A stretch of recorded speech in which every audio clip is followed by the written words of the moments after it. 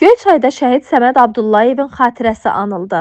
Bugün Göyçay rayonunda 44 günlük Vətən müharibəsində qəhrəmancasına şəhid olan Abdullayev Səməd Sədiyyaroğlunun şəhadətinin 5-ci il dönümü münasibəti ilə anım mərasimi keçirilib.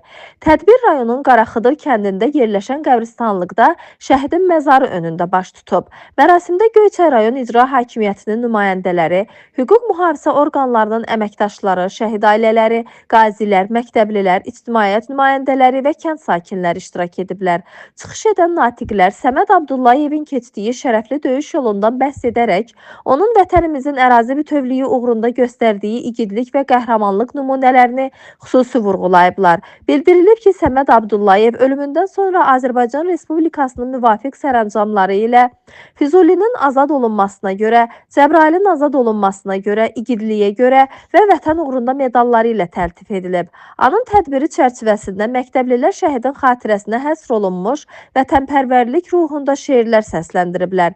Tədbirin sonunda şəhidin ailəsi tərəfindən onun yaşadığı evdə ehsan süfrəsi açılıb və ruhuna dualar oxunub. Abdullayev Səməd Sədiyyaroğlu 17 iyun 2002-ci ildə Göyçay rayonunun Qaraxıdır kəndində anadan olub. O, Azərbaycan Silahlı Qüvvələrinin quru qoşunlarında həqiqi hərbi xidmət keçib.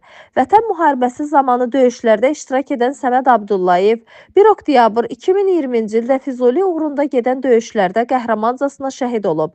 Qeyd edək ki, şəhidimiz subay idi. Allah rəhmət eləsin. Etibar Bəşirov, Göyçay naminə.